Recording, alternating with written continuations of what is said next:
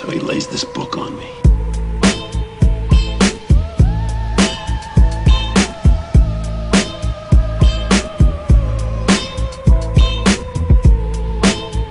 What is it for?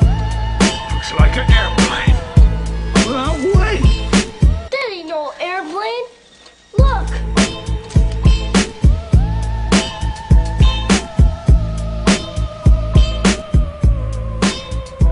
Becoming black ships, skull and bone type of action. Your time is up, give in to your masters.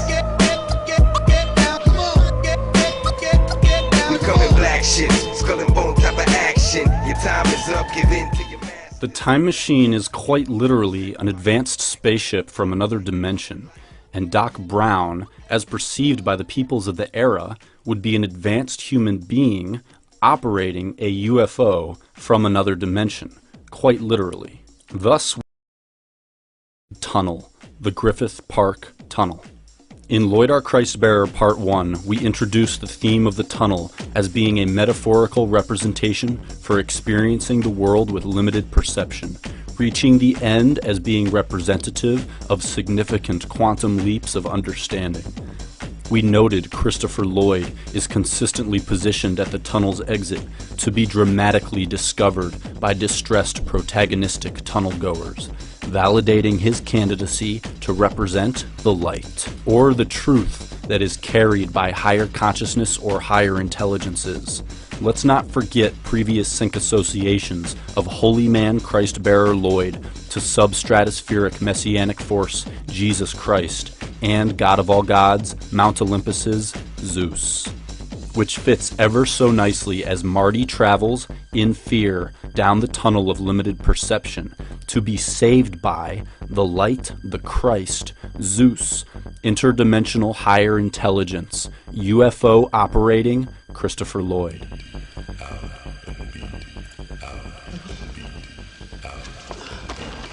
Steal my stuff. Keep in mind that Marty's whole purpose for being in the tunnel in the first place is to reclaim the Gray's alien manuscript from Biff. He has lost his connection to the alien high intelligences, and once he firmly reestablishes his connection with the Greys by reclaiming the manuscript, a UFO appears at the end of the tunnel and abducts him, ever so appropriately reinforcing the sync link between interdimensional pineal gland-induced travel and contact with higher consciousness representing extraterrestrials.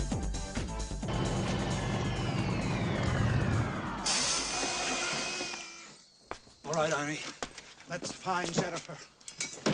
I don't believe it. I live in Hilldale. This is great. Way to go. Marty, stay here. Change clothes. If I need you, I'll holler. Oh, come on, Doc. I want to check out my house. We can't risk you running into your older self. Come on, Arnie. Let's go.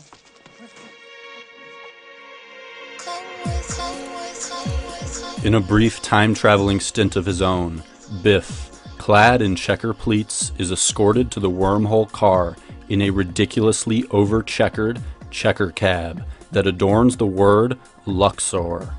A quick Google image search reveals a puzzling and unmistakably obvious association of the word Luxor with celestial contact-evoking Stargate monuments originating in ancient Egypt, and being intimately connected to Eye of Horus powers also associated to Marty and stargating.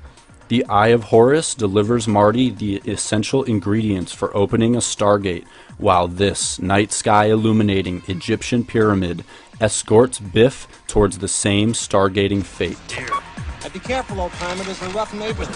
Right here. Biff's only encounter with time travel is not just accompanied by the Stargate Pyramid, but also happens to come immediately after he finds the gray alien representing Sports Almanac.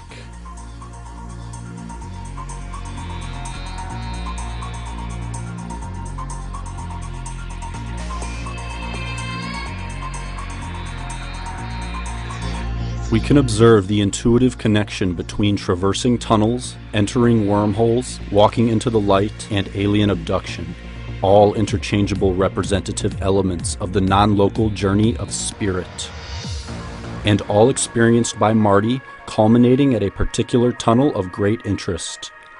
Most curious indeed is the Griffith Park Tunnel, and Christopher Lloyd's affinity for loitering near its exit.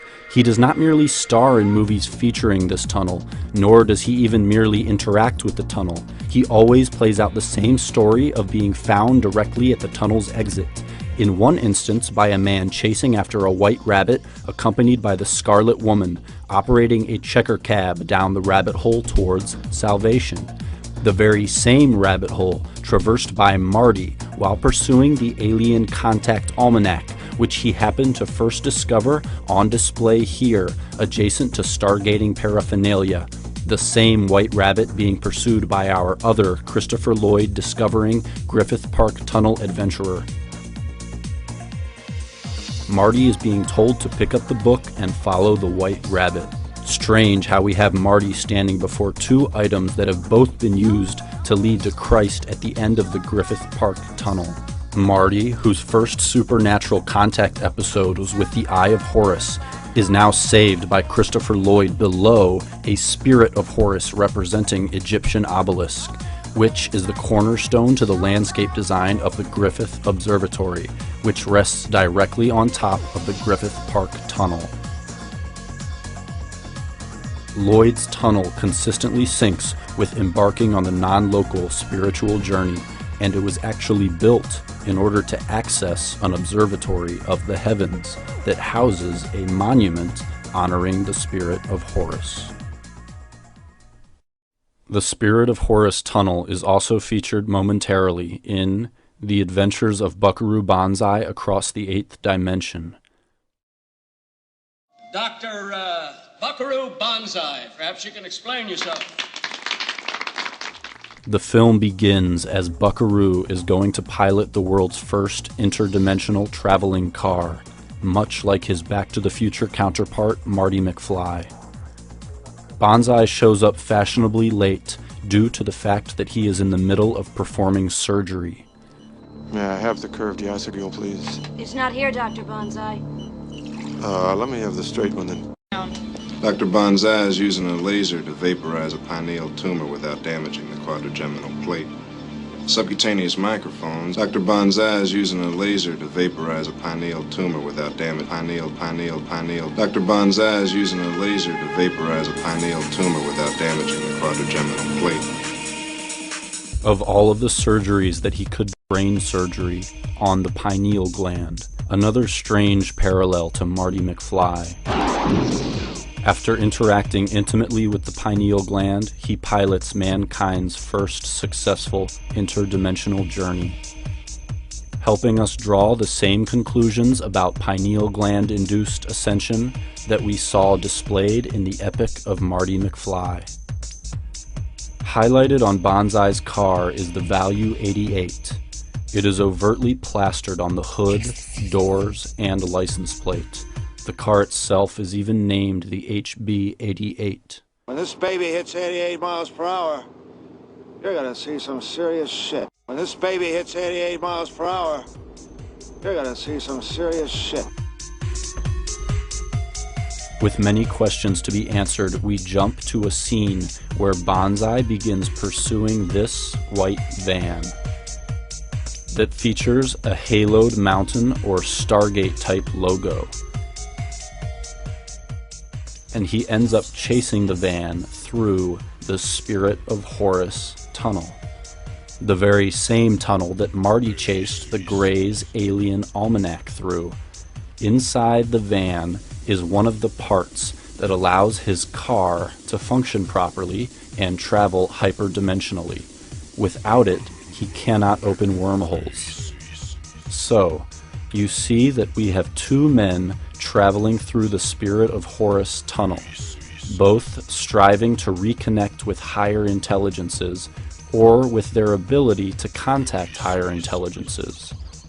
Marty must reclaim the Gray Alien Sports Almanac so that the alien UFO, operated by Christ Lloyd, will connect with him, while Banzai must get his hyperdimensional car part from the van with the Stargate logo. The kicker is that the van with the Stargate logo at the end of the Spirit of Horus tunnel is operated by Christopher Lloyd, playing an alien. Cough up the crucial missing circuit. I bring you